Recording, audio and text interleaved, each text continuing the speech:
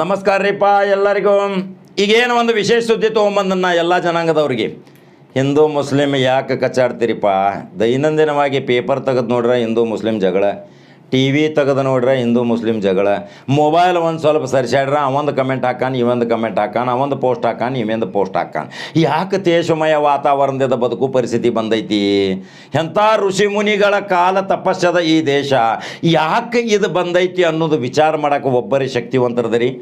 ನಾ ಏನು ವಿಚಾರ ಮಾಡ್ಯಾನ ಅನ್ನೋದು ನಿಮ್ಮ ಮುಂದೆ ಅಭಿಪ್ರಾಯ ಹೇಳಕತ್ತನ ಕೇಳ್ರಿ. ಇನ್ನು ನೀವೇನು ವಿಚಾರ ಮಾಡಿರಿ, ನನ್ನ ಅಭಿಪ್ರಾಯ ನಿಮ್ಮ ಅಭಿಪ್ರಾಯ ನನ್ನ ಕಮೆಂಟ್ ಬಾಕ್ಸ್ನಾಗ ತಿಳಿಸ್ರಿ. ನಾ ಏನು ವಿಚಾರ ಮಾಡಿ ಕೂತ ಈ ಎರಡೂ ಸಮುದಾಯವನ್ನು ಬೆಂಕಿ ಹಚ್ಚುವಂಥ ಷಡ್ಯಂತ್ರ ರಚನೆ ಮಾಡುವಂಥ ಎರಡು ಗ್ಯಾಂಗ್ ಅದಾವೆ. ಒಂದು ಗ್ಯಾಂಗ್ ಅವ್ರಿಗೆ ಹಾಕ್ತೈತಿ, ಒಂದು ಗ್ಯಾಂಗ್ ಇವ್ರಿಗೆ ಹಾಕ್ತೈತಿ. ಒಂದು ಗ್ಯಾಂಗ್ ಹೈಕೋರ್ಟ್ ತೀರ್ಪು ಬಂದೈತಿ ಆದರೂ ನೀವು ಅಂಗಡಿ ಬಂದ್ ಮಾಡಂತೈತಿ. ಒಂದು ಗ್ಯಾಂಗ್ ಅಂಗಡಿ ಚಾಲೂ ಮಾಡ್ರಿ, ನೀವೇನು ಅಂಜಬೇಡ್ರಿ ಅಂತ ಒಂದು ಗ್ಯಾಂಗ್ ಅಂತೈತಿ. ಅಂದ್ರೆ ಕಾನೂನನ್ನು ಪಾಲನೆ ಮಾಡಲ್ದನ ನಾವು ಬರೀ ಈ ಹಿಂದೂ ಮುಸ್ಲಿಮ್ ಜಗಳ ಸಲುವಾಗಿನ ನಮ್ಮ ಹರೆ ಅಂದ್ರೆ ಯೌವನವನ್ನು, ಜವಾರಿ ಭಾಷೆದಾಗ ಹೇಳಕತ್ತನ ಕೇಳ್ಕೊರಿ ಎಲ್ಲರೂ. ನಮ್ಮ ಯೌವನವನ್ನು ಹಾಳು ಮಾಡ್ಕೊಂಡ ನಮ್ಮ ಮುಪ್ಪಿನ ತಂದೆ ತಾಯಿಗೆ ಏನು ನೀವು ಬುಟ್ಟಿ ತೊಗೊಂಡು ಹೋಗಾರ? ದೇವರಿಗೆ ಹೋಗುವಾಗ ನೇಮತೆ ತೊಗೊಂಡು ಹೋಗ್ತೀರಿ. ಮಗ ಸಾಲಿಗೆ ಹೋಗ್ಯಾನ, ಮಗಳ ಸಾಲಿಗೆ ಹೋಗ್ಯಾಳ, ಬರ್ತಾಳೆ ವಾಪಸ್ ಪಾರಂಗತಾಯಿ ಗೋಲ್ಡ್ ಮೆಡಲ್ ತೊಗೊಂಡು ಏನಾರೇ ನೇಮತೆ ತೊಗೊಂಬರ್ತಾಳೆ ಅಂತ ಕಾಕೋತ್ ಕೂತಿರ್ತಾಳೆ ತಂದೆ ತಾಯಿ ಮುಪ್ಪಿನ ವಯಸ್ಸಿನಾಗ. ಏನು ತೊಗೊಂಡು ಹೋಗ್ತೀರಿ? FIR ತೊಗೊಂಡು ಹೋಗ್ತೀರಿ, ಚಾರ್ಜ್ ಶೀಟ್ ತೊಗೊಂಡು ಹೋಗ್ತೀರಿ, ಕ್ರಿಮಿನಲ್ ಕೇಸ್ ಮಾಡ್ಯಾರ ತೊಗೊಂಡು ಹೋಗ್ತೀರಿ, ದಂಡ ಹಾಕ್ಯಾರ ತೊಗೊಂಡು ಹೋಗ್ತೀರಿ. ಕಣ್ಣಾಗಿನ ನೀರು ಹರಿತಾವ, ಕಣ್ಣಾಗ ರಗತ ಬರ್ತೈತೆ ಅವ್ರಿಗೆ. ಏನು ದಿಗ್ಭ್ರಮೆ ಆಗ್ತಿರ್ಬೇಕು ಅವ್ರಿಗೆ, ಹೃದಯಾಘಾತ ಆಗುವಂಥ ಪರಿಸ್ಥಿತಿ ನಿರ್ಮಾಣ ಮಾಡಿ ಕೂತೇರಿ. ಅವ್ರೊಂದು ಪಿಕ್ಚರ್ ತೆಗಿಯಾತಾರೆ, ಇವ್ರೊಂದು ಪಿಕ್ಚರ್ ತೆಗಿಯಾಕತ್ತಾರ. ಏನು ಪಿಕ್ಚರ್ ತಕ್ಕೋತ ಬೆಂಕಿ ಹಚ್ಕೋತ ಹೋಗಬೇಡ್ರಿ.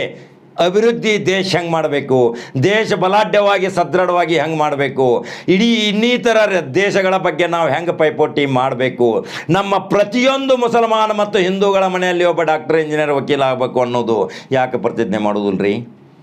ಹೋರಾಟ ಮಾಡೋರು ಯಾರ್ಯಾರ್ದ್ರಿ ನೀವು? ಮೊದಲು ನಿಮಗೆ ಕುತ್ಕೊಂಡ ಬೆಂಕಿ ಹಚ್ಚು ಆ ಜನರನ್ನ ಮೊದಲ ಮುಂದೆ ಎಳೆದ ಸ್ಟೇಜ್ ಮೇಲೆ ತೊಗೊಂಬರ್ರಿ. ಅವರು ಕುತ್ಕೊಂಡು ಏನು ಬೆಂಕಿ ಹಚ್ಚಾಕತ್ತಾರ, ನೀವು FIR ಚಾರ್ಜ್ ಶೀಟ್ ಕೇಸ್ ಮಾಡ್ಕೊತ ನೀವು ಜೈಲಿಗೆ ಹೊಂಟೇರಿ. ಜೈಲದಿಂದ ಬಿಡುಗಡೆ ಮಾಡಿದ ಬಂದ ತಕ್ಷಣ ನಿಮಗೆ 5 ರೂಪಾಯಿದು ಒಂದು ಮಾಲಿ ಹಾಕ್ತಾರ. ಮಾಲಿ ಹಾಕಿ ನಿಮ್ಮ ಬಾಯಾಗ ಒಂದು ಪೇಡೆ ಹಾಕ್ತಾರ. ಪೇಡೆ ಹಾಕಿದ ಮೇಲೆ ನೀವು ಜೈ ಜೈಕಾರಕ್ಕೆ ಹೋಗ್ತೀರಿ. ಅವ್ರು ತಮ್ಮ 100 ಕೋಟಿ ವ್ಯವಹಾರ, ಸುಳ್ಳು ಕಳ್ಳ ಆಸ್ತಿಗಳನ್ನು ಮಾಡಲಿಕ್ಕೆ ಅವರು ಹೋಗ್ತಾರ. ನೀವು ಮತ್ತೆ ಮನೆಗೆ ಬಂದ ಮೇಲೆ ನಿಮ್ಮ ಅವ್ವ ನಿಮ್ಮ ಅಪ್ಪ ಕೇಳ್ತಾರೆ, ಇನ್ನೇನು ಕೆಲಸ ಮಾಡೋ ಕೇಸ್ ಆಗ್ಯಾವ ನಿನ್ನ ಮ್ಯಾಲ, ನಿನಗೆ ನಿರಪೇಕ್ಷಣಾ ಪತ್ರ ಸಹಿತ ಸಿಗುವುದಿಲ್ಲ, ಮುಂದೆ ಏನು ಮಾಡ್ತೀವಿ ಅಂದಾಗ ಅದೇ ಸಂಘಟನೆಯಿಂದ ಮತ್ತೆ ಅವ್ರ ಜೊತೆ ತಿರುಗಾಡ್ಕೊತೀನಿ, ಹೊಯ್ಕೋತ ಒದರ್ಕೋತ ಮತ್ತೆ ತಿರುಗಾಡ್ಕೋತ ಹೋಗ್ತೀನಿ ಅಂದಾಗ ಮತ್ತೂ ಒಂದು ಭೀಕರವಾದ ಕೇಸ್ಗಳನ್ನು ನಿಮ್ಮ ಮೇಲೆ ಜಡಿತಾರ. ಆಮೇಲೆ ಜೀವನ ಪರ್ಯಂತ ಕೇಸ್ ಪೆಟ್ಟು ಮಾಡಿ ಜೈಲಿಗೆ ಹಾಕ್ತಾರ. ಇದು ಯಾಕೆ ಬೇಕ್ರಿ? ಪೊಲೀಸ್ ಇಲಾಖೆದವ್ರು ಸಹಿತ ಈಗ ತಲೆಗೆ ಭಾಳ ಕೆಡಿಸ್ಕೊಂಡಾರ. ಏನಪ್ಪ ಇದು 25 ವರ್ಷದಿಂದ ನಮ್ಮ ಪೊಲೀಸ್ ಇಲಾಖೆ ಇತ್ತು, ಪೊಲೀಸರು ಖಾಕಿ ಡ್ರೆಸ್ ಹಾಕೊಂಡು ಚೀಟಿ ಓದ್ಕೋದು ಬೂಟ್ ಹಾಕೊಂಡು ಪ್ಯಾಟ್ಯಾಗ ಬಂದಂದ್ರೆ ಗಡಗಡ ನಡಗುತ್ತಿದ್ರು. ಈಗ ಲಕ್ಷಾಂತರ ಪೊಲೀಸ್ ಆದರೂ ಸಹಿತ ಇಂದಿನ ಯುವಕರು ಅವ್ರ ಮೈ ಮ್ಯಾಲೆ ಹೋಗಿ ಏನು ಸಿಕ್ಕದ ಮಾತಾಡುವಂಥ ಪರಿಸ್ಥಿತಿ ಬಂದೈತಿ. ಆ ಪೊಲೀಸರು ಸಹಿತ ಅವರು ಸಂಸಾರಸ್ಥರು, ಅವರು ಮನುಷ್ಯರು ಅಂತ ತಿಳ್ಕೋರಿ. ಅವರಿಗೂ ಮಾನಸಿಕ ನೆಮ್ಮದಿ ಅನ್ನೋದೈತಿ. ಕಡಿಮೆ ಪಗಾರದಾಗ ರಾತ್ರಿ ಹಗಲಿ ದುಡ್ಕೋತ ಹೊಂಟಾವು. ಏನು ಅವ್ರಿಗೇನು ಇದೊಂದು ಏನು ಪಾಪ ಶಾಪ? ಪೊಲೀಸ್ ಇಲಾಖೆ ಸೇರಿದ್ದೇನು ಶಾಪೇನ್ರಿ ಅವ್ರ? ನಮ್ಮ ರಕ್ಷಣೆ ಮಾಡೋ ಸಲುವಾಗಿ ಅವ್ರು ರಾತ್ರಿ ಹಗಲಿ ದುಡಿಯಾಕತ್ತಾರ. ಹೋಗ್ರೋ ಬೇಡ ಇಂಥವೆಲ್ಲ ಕೇಸ್ ಹಾಕವು, ನಾಳೆ ಅವ್ರಿವ್ರ ಲೀಡ್ರುಗಳು ಮಾತು ಕೇಳಿ ಹಾಳಾಗಿ ಹೋಗ್ಬೇಡ್ರಿ ಅಂತೇಳಿ ಪೊಲೀಸ್ ಇಲಾಖೆದವ್ರು ಹೇಳ್ರು ಸಹಿತ. ನೀ ಏನು ಹೇಳ್ತಿ? ನಮ್ಮ ಲೀಡ್ರ್ ಭಾರಿ ಅದಾನೆ, ನಮ್ಮ ಲೀಡ್ರ್ ಎಲ್ಲಿ ಬೇಕಾದ್ರೆ ಹೋದ್ರೆ ಬಿಡಿಸ್ಕೊಂಬರ್ತಾನೆ ಅಂಥೇಳಿ ಶಡ್ಡ ಹೊಡೆದು ನೀವು ಅಡ್ಡಾಡಕತ್ತೀರಿ. ಆದರೆ ನಿಮ್ಮ ಭವಿಷ್ಯ ಶೂನ್ಯ ಶೂನ್ಯ ಶೂನ್ಯ. ಮುಂದೆ ಏನು ನಿಮ್ಮ ಭವಿಷ್ಯ? ನೀವು ಸಾರ್ಥಕತೆಯ ಜೀವನ ನೀವು ಮಾಡುವುದಿಲ್ಲ.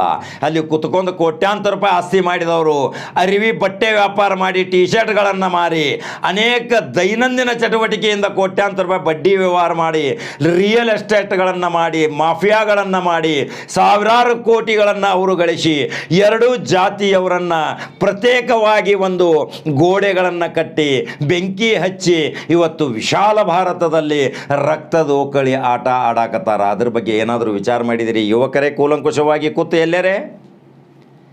ಎಲ್ಲರೇ ಒಂದು ದೇವಸ್ಥಾನ, ಒಂದು ಎಲ್ಲರೇ ಹೋಗಿ ಕೂತು ವಿಚಾರ ಮಾಡ್ರೆ ಒಂದು 10 ನಿಮಿಷ. ನಾವು ಏನು ಮಾಡಾಕತ್ತೀವಿ ದೇಶದ ಭವಿಷ್ಯ ಸಲುವಾಗಿ. ಅವೊಂದು ಬೆಂಕಿ ಭಾಷಣ ಮಾಡ್ತಾನೆ, ಇವೊಂದು ಬೆಂಕಿ ಭಾಷಣ ಮಾಡ್ತಾನೆ, ಅವೊಂದು ಹಳಿ ಇತಿಹಾಸ ತೆಗಿತಾನೆ, ಇವೊಂದು ಹಳಿ ಇತಿಹಾಸ ತೆಗಿತಾನೆ. ಆ ಇತಿಹಾಸ ಈ ಇತಿಹಾಸ ತೊಗೊಂಡ್ರೆ ಟಕ್ಕರ ಹೊಡ್ಕೋತ ನಿಮ್ಮ ಜೀವನ ಹಾಳು ಮಾಡ್ಕೊಳಕತ್ತೀರಿ. ಯಾವ ನಿಮಗೆ ಬಿ ಜೆ ಪಿ ಹೊಟ್ಟೆ ತುಂಬಿಸೋದಿಲ್ಲ, ಯಾವ ನಿಮಗೆ ಕಾಂಗ್ರೆಸ್ದವ ಹೊಟ್ಟೆ ತುಂಬಿಸೋದಿಲ್ಲ, ಯಾವ ನಿಮಗೆ ಯಾವ ಪಕ್ಷದವ ನಿಮ್ಮನ್ನು ಹೊಟ್ಟೆ ತುಂಬಿಸೋದಿಲ್ಲ. ಬಂದ ತಕ್ಷಣ ಒಂದು ಮಾಲಿ ಹಾಕಿ ನಿಮಗೆ ಅಂತಿಮ ಸಂಸ್ಕಾರ ಮಾಡಿಸೋಲವಾಗಿ ಶ್ರದ್ಧಾಂಜಲಿ ಅರ್ಪಣೆ ಮಾಡಿ ಹೋಗ್ತಾರ. ಆದರೆ ನಿಮ್ಮ ಕಳೆದ ಹೋದ ಜೀವನ, ಕಳೆದ ಹೋದ ನಿಮ್ಮ ಚಾರಿತ್ರ್ಯ ಹೊಳ್ಳಿ ಬರ್ತೈತ್ರಿ. ಯಾಕೆ ವಿಚಾರ ಮಾಡುವಾರ್ರಿ? ಇವತ್ತು ಪ್ರತಿಯೊಂದು ಸಮುದಾಯರಿಗೆ ನಾವು ಹೇಳ್ತೀನಿ, ಪ್ರತಿಯೊಂದು ಮಠಾಧೀಶರು ಸಹಿತ ಇದರಲ್ಲಿ ಪ್ರಮುಖ ಪಾತ್ರ ವಹಿಸಬೇಕು. ತಮ್ಮ ತಮ್ಮ ಮಠಾಧೀಶರು ತಮ್ಮ ತಮ್ಮ ಏರಿಯಾದಲ್ಲಿ ತಮ್ಮ ತಮ್ಮ ಹಿಂದೂ ಮಕ್ಕಳನ್ನು ಕರೆದು ಒಂದು ಬ್ರೈನ್ ವಾಶ್ ಮಾಡಬೇಕು. ಇಲ್ಲಿರುವ ಮೌಲ್ವಿ ಮತ್ತು ಮುಲ್ಲಾಗಳು ತಮ್ಮ ತಮ್ಮ ಮಸೀದಿಯಲ್ಲಿ ಈ ಯುವಕರನ್ನು ಕರೆಸಿ ಬಿಟ್ಟು ಬಿಡ್ರಿ, ಇದೆಲ್ಲ ಪ್ರಾರ್ಥನೆ ಮಾಡಿರಿ, ಮನೆಗೆ ಹೋಗ್ರಿ, ಆರಾಮಿರ್ರಿ. ಪೈಪೋಟಿ ಮಾಡುವಂಥ ಶಕ್ತಿ ಮಾಡ್ಕೋಬೇಡ್ರಿ. ಆರ್ಥಿಕ ಸ್ಥಿತಿಯಿಂದ ನೀವು ಹಾಳಾಗಿರಿ.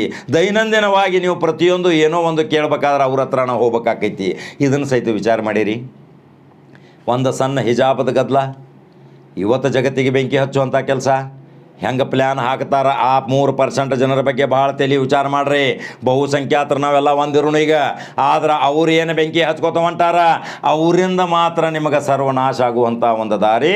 ಕುತ್ಕೊಂಡು ಬೆಂಕಿ ಉಗುಳುವಂಥ ಭಾಷಣ ಮಾಡ್ತಾರೆ ವಿನಃ AC ರೂಮ್ನ್ಯಾಗ ಕೂತು ಲಭ ಹೊಯ್ಕೋತಾರು. ಬಂದು ನಿಮ್ಮ ಮನೆ ಮುಂದೆ ಬಂದು ಮಾರ್ಕೆಟ್ದಾಗ ಆಗಲಿ ಎಲ್ಲರೂ ಸತ್ಯಾಗ್ರಹದಾಗ ಅವ್ರ ಹೆಸರು ಒಂದರ ಅದಾವೆ ನೋಡ್ರಿ. ಅಲ್ಲಿ ಸತ್ಯಾಗ್ರಹದಾಗ ಹುಡುಗರು ಇರೋರು ನಿಮ್ಮವ್ರು ನಮ್ಮವ್ರು ಅಷ್ಟೇ, ಬೇರೆದವ್ರು ಯಾರು ಇರೋದಿಲ್ಲ.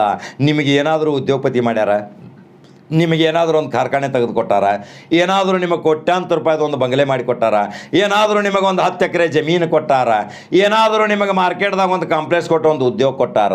ಯಾರ ನೆರಳಿನಲ್ಲಿ ನೀವು ಇವತ್ತು ಬದುಕಾಕತ್ತೀರಿ? ಯಾರ ನೆರಳಿನಲ್ಲಿ ನೀವು ಒಂದು ಅಂಗಡಿ ಬಾಡಿಗೆ ತೊಗೊಂಡಿರಿ?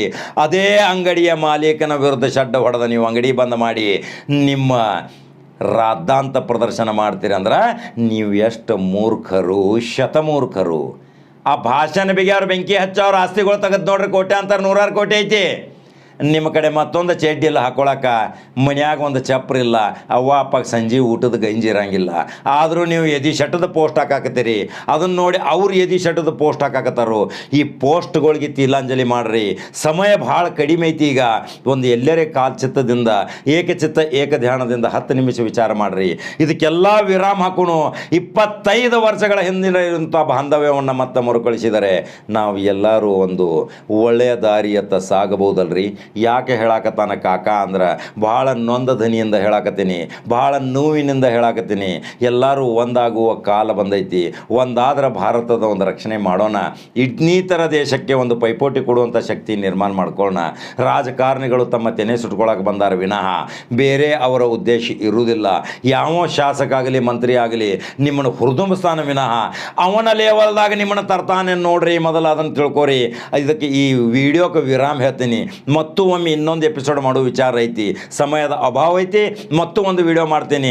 ಹಂಗಾದ್ರೆ ನಂಬರ್ 1 ಚಾನಲ್ ಇದ್ರಿ. ಇಷ್ಟ ಅನಿಸ್ತಂದ್ರೆ ನಿಮಗೆ ಈ ವಿಡಿಯೋ ಲೈಕ್ ಮತ್ತು ಶೇರ್ ಮಾಡ್ರಿಪ್ಪ. ಮತ್ತೆ ಬೇರೆ ಸುದ್ದಿ ಬರ್ರಿ. ನಮಸ್ಕಾರ.